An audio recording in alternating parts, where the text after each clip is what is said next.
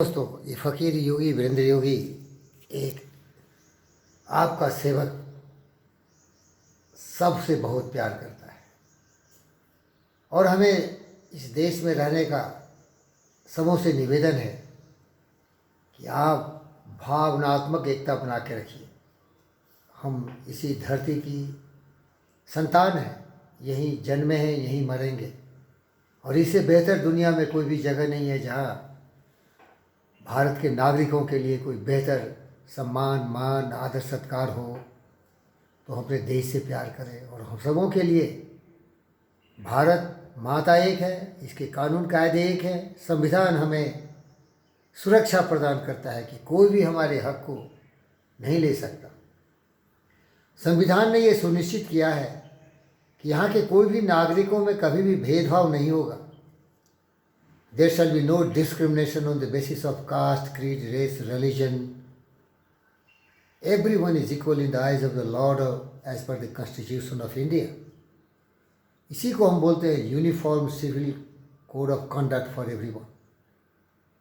यहाँ किसी के मूल अधिकार जो उसके पर्सनल है, जैसे धर्म है, रिलीजन है, हिंदू हो, मुसलमान हो, सिख हो, ईसाई हो, इससे uniform civil code of conduct का कुछ लेना देना नहीं है। इस बात को समझने के लिए अभी हम अपने परम आदरणीय माननीय सम्मानित केरला के गवर्नर, हमारे बहुत ही प्रिय मित्र हैं जिन्हें मैं बहुत आदर करता हूं और मैं भविष्यवाणी करता हूं कि भारत के राष्ट्रपति तक जा सकते हैं, उपराष्ट्रपति तक जा सकते हैं, क्योंकि ऐसे गौरवान्वित महापुरुषों से ही देश की गौरव गरिमा बढ़ती है। जो विपसाना है, जिन्हें साफ साफ दिखता है कि सच्चाई क्या है, जो किसी स्वार्थ के जंजीरों में जकड़े हुए नहीं हैं। आपने एक दाढ़ी वाले को देखा होगा जो 10 साल तक राज्यसभा का चेयरमैन रहा, वाइस प्रेसिडेंट रहा। वो कभी भी एक हिंदुस्तानी नहीं था। लेकिन ये ऐसे हैं जिनको सभी सम्मानित करते हैं। अब्दुल कलाम की छवि वाले व्यक्ति हैं और ऐसे महापुरुषों से मेरा संबंध है। मेरा कोई जाति नहीं, कोई धर्म नहीं, कोई मजहब नहीं, कोई क्षेत्र नहीं, एक ही मेरा है, वह देश, ये भारतवर्ष, इंडिया, हिंदुस्तान। यहाँ की सभी धर्म के लोग हमारे अपने हैं। वसुधैव कुटुम्बकम, आत्मसर्वभूतेषु सर्वभूतेषु सुखिनः। तो आइए, प्रोफेसर आरिफ मोहम्मद खान जी आदित्य इनसे सवाल कर रहे हैं कि आप मुझे बताइए, क्या हिंदुस्तान में uniform civil code of conduct लागू होनी चाहिए? सुनिए। सीरियस जवाब देने की आवश्यकता नहीं है। आप बस ये बताएं, क्या यूनिफॉर्म सिविल कोड का वक्त आ गया है? आपको लगता है होनी चाहिए? मेरे ख्याल से ये बहस गलत है।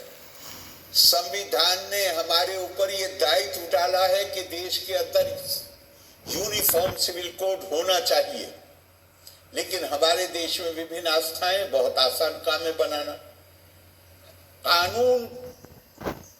कानून के जरिए ना हम किसी को इस काम के लिए मजबूर करेंगे कि हम कहें कि तुम ऐसा काम करो जो तुम्हारी धार्मिक आस्था उसकी इजाजत नहीं देती, ना हम किसी को रोकेंगे ऐसा काम करने से जो उसका धर्म कहता है ये काम तुम्हें करना चाहिए।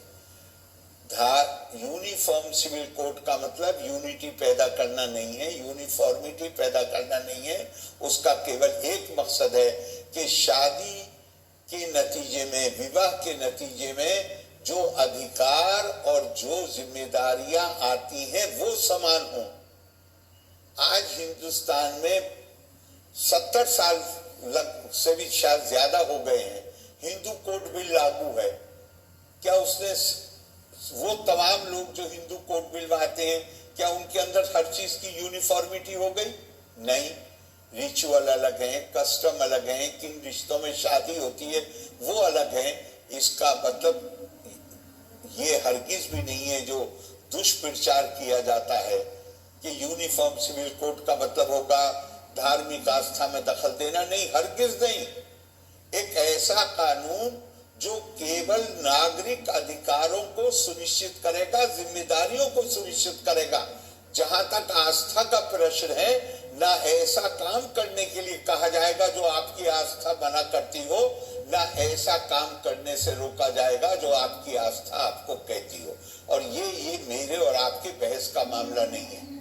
वो लोग जो यूनिफॉर्म सिविल कोड का विरोध करते हैं, उन्होंने भी संविधान की शपथ ली है और उस संविधान में यूनिफॉर्म सिविल कोड को जल्द से जल्द लागू करना, इसकी जिम्मेदारी हमारे ऊपर डाली गई।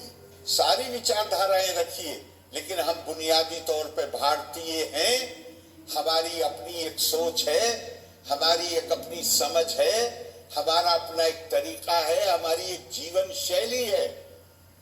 वो जीवन शैली आज साबित हो गया है, पूरी दुनिया उसकी तरफ आ रही है। इसलिए हमें बहुत विनम्रता के साथ, बहुत समझदारी के साथ आगे बढ़ना है, ताकि भारत को दुनिया में अपना वो स्थान मिल सके जिसका वो अधिकारी है। Thank you so much.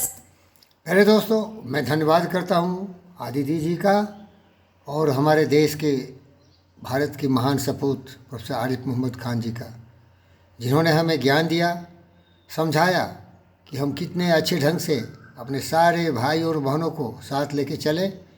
हम सब हिंदुस्तानी हैं, हम सब भारतीय हैं और भारत की गौरव गरिमा इसी में है कि हम सभी मोहब्बत के पैगाम फैलाएं, प्यार करें, मोहब्बत करें। हम सभी अच्छे हैं। ये भेदभाव की राजनीति, ये जाति धर्म नफ़रत की राजनीति से हम दूर रहें। हम कुछ अब्दुल कलाम जैसे कार्य करें, हम कुछ प्रोफेसर आरिफ मोहम्मद खान के विचारों जैसे विचारों से अपने आप को गौरवान्वित और सम्मानित करें और दुनिया ऐसा भारत का मिसाल करें जिसका किया था Vivekananda, sisters and brothers of America.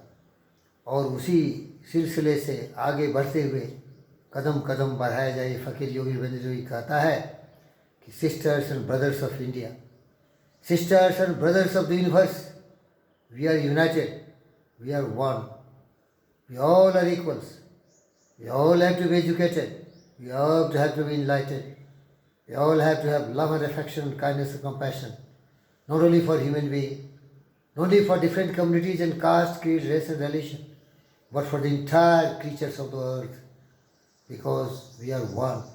The world is one. All the species are connected. It started from one cellular cell. Today we have billions of cells. They are our sisters. They are helpless. They don't have the atomic weapons to fight against us. I am talking about birds, beasts, animals and plants. But they have life, they have feeling, we should respect them. Thank you viewers.